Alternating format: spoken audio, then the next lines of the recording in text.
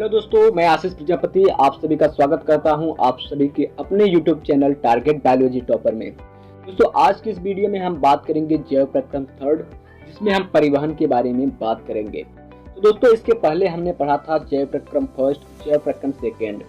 दोस्तों, जैव प्रक्रम फर्स्ट में हमने पढ़ा था पोषण के बारे में, पोषण क्या होता है, ये कितने प्रकार के होते हैं। उसमें हमने पाचन के बारे में भी पढ़ लिया था। ठीक है, उसके बाद जैव प्रक्रम सेकेंड में हमने पढ़ा था श्वसन के बारे में, श्वसन कितने प्रकार के होते हैं और विभिन्न जंतुओं में पाए जाने वाले श्वसन अंगों के बारे में हमने बात किया था।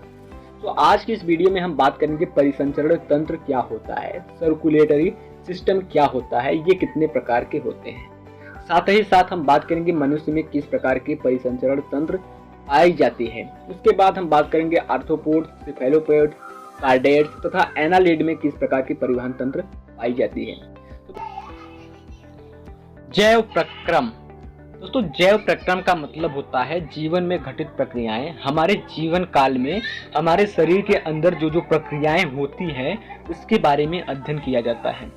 दोस्तों, उसी में से हम तीसरे भाग को पढ़ते हैं, जैव प्रक्रम की परिवहन। ठीक है, परिवहन का मतलब होता है आवागमन। दोस्तों, इंग्लिश में इसे ट्रांसपोर्टेशन के नाम से जानते हैं। दोस्तों, ये जो ट्रांसपोर्टेशन शब्द है वो ट्रांसपोर्ट शब्द से बना हुआ है। ट्रांसपोर्ट का मतलब होता है आवागमन या फिर किसी वस्तु का आयात और निर्यात। ठीक है, तो उसी प्रकार से हमारे शरीर में भी ट्रांसपोर्टेशन होता है, ट्रांसपोर्ट होता है। तो हम ट्रांसपोर्टेशन को एक बाहरी उदाहरण के तौर से समझते हैं, जैसे कि कोई पानी का टंकी है और उस पानी की टंकी से पानी को हमें गांव के सभी हिस्सों में पहुंचाना है। ठीक है, तो हम उसके लिए टंकी के पानी को खोल देंगे तो वो टंकी का पानी गांव के सभी हिस्सों तक नहीं पहुंचेगा और वो व्यर्थ चला जाएगा। तो सही सलामत गांव के सभी हिस्सों तक पहुंचाने के लिए हमें एक तंत्र बनाना पड़ता है। ठीक है, एक तंत्र बनाना पड़ता है, पाइप बिछानी पड़ती है, पाइपलाइन को व्यवस्था करना पड़ता है। ठीक है, जिससे कि पानी गांव के सभी हिस्सों तक पहुंच सके। तो ठीक उसी प्रकार हमारे शरीर में जो आवश्यक पदार्थ होते हैं उनको शरीर के सभी अंगों तक, सभी भागों तक पहुंचाने के लिए एक तंत्र की आवश्यकता होती है, जिसे परिसंचरण तंत्र कहते हैं। ठीक है, उस परिसंचरण तंत्र के बारे में हम आज बात करेंगे। जैसे कि जटिल प्रणालियों में शरीर के विभिन्न पदार्थों का आवश्यकता अनुसार आवागमन या परिवहन होता है। ठीक है, इसे सफलतापूर्वक संपर्क करने के लिए हमारे शरीर में एक विशेष प्रकार का तंत्र पाया जाता है। जैसे हमने पिछले वीडियो में पढ़ा श्वसन तंत्र। श्वसन तंत्र में हमने श्वसन की प्रक्रियाओं के लिए उसे यूज किया था। ठीक है, ठीक उसी प्रकार से यहाँ पर भी एक प्रकार का तंत्र पाया जाता है जिसे परिसंचरण तंत्र या फिर सर्कुलेटरी सिस्टम के नाम से जानते हैं। ठीक है, आई होप आपको इतना समझ में आ गया होगा। अब चलिए आगे की ओर चलते हैं। परिवहन की आवश्यकता क्यों पड़ती है? परिवहन है वो ठीक है, लेकिन परिवहन की आवश्यकता क्यों पड़ती है? जैसे कि हम मार्केट से कपड़ा खरीदते हैं, कपड़ा हम क्यों खरीदे? पहनने के लिए खरीदे।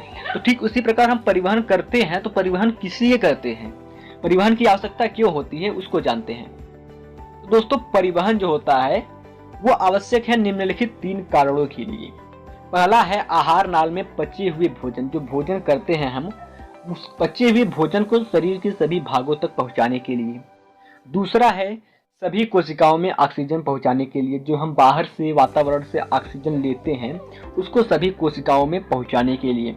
और तीसरा कारण है उपापचय क्रिया के बाद हमारे शरीर में जो मेटाबॉलिक एक्टिविटीज होती है उसके बाद जो उत्सर्जी पदार्थ बनते हैं, अपशिष्ट बनते हैं, जैसे कि कार्बन डाइऑक्साइड, अमोनिया आदि को कोशिका से बाहर निकालने के लिए परिवहन की आवश्यकता पड़ती है, ट्रांसपोर्टेशन की आवश्यकता पड़ती है।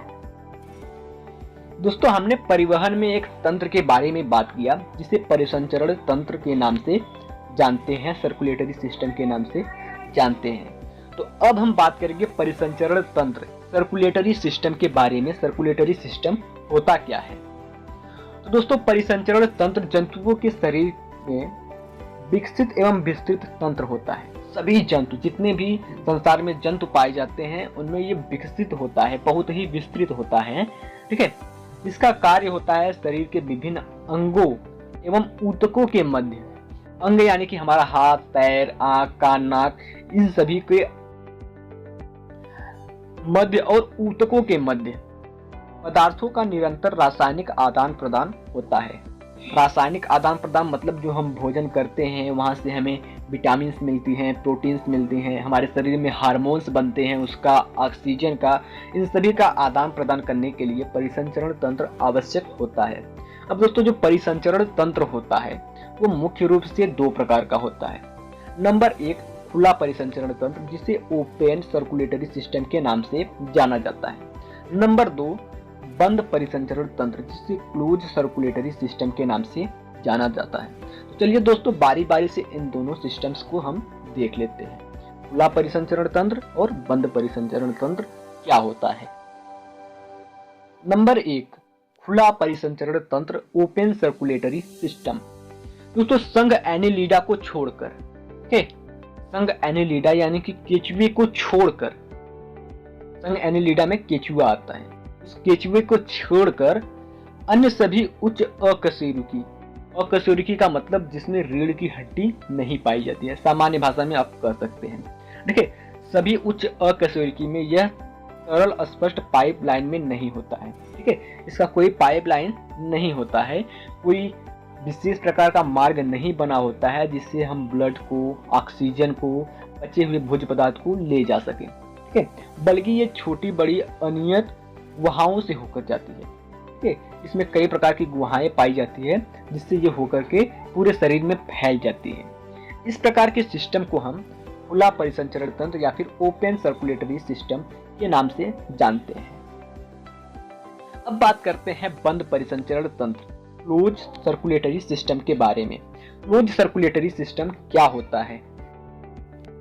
दोस्तों क्लोज सर्कुलेटरी सिस्टम एक ऐसा सिस्टम है जिसमें रुधिर सदैव निश्चित वाहिनियों में बहता है।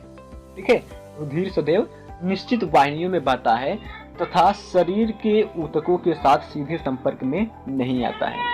लेकिन वहीं पर अगर हम बात करें खुले परिसंचरण तंत्र में तो वहां पर जो रुधिर होता है, हमारा भोज्य पदार्थ होता है, वो शरीर के ऊतकों के साथ संपर्क में आ जाता है। ठीक है, लेकिन बंद परिसंचरण तंत्र में ऐसा कुछ नहीं होता। जो हमारा रुधिर होता है वो निश्चित वाहिनियों के द्वारा बहता है। ठीक है, शरीर के ऊतक के साथ संपर्क में नहीं आता है। इस प्रकार के परिसंचरण तंत्र में ऊतकों के स्तर पर महीन स्तर पर कोशिकाएं, ऊतकों के स्तर पर बहुत महीन स्तर के कोशिकाएं उपस्थित होती हैं। कोशिकाएं यानी कि कैपिलरीज पाई जाती हैं, बहुत पतली पतली धागा के समान नलिकाएं पाई जाती हैं। ठीक है, अब हम उदाहरण के तौर पर बात करें तो जो बंद परिसंचरण तंत्र होता है वो किन जंतुओं में पाया जाता है? तो दोस्तों जो एनेलिडास होते हैं यानी कि केचुआ जो होता है वो एक अकशेरुकी प्राणी है, इसमें बंद परिसंचरण तंत्र पाया जाता है। केचुआ में बंद परिसंचरण तंत्र पाया जाता है। और कार्डेटा, जितने भी कार्डेटा संघ के प्राणी हैं उन सभी में बंद परिसंचरण तंत्र पाया जाता है, क्लोज सर्कुलेटरी सिस्टम पाया जाता है। जैसे कि मनुष्य हो गए, बैलेनोग्लासस हो गया, खरगोश हो गए, इन सभी में बंद परिसंचरण तंत्र पाया जाता है, क्लोज सर्कुलेटरी सिस्टम पाया जाता है।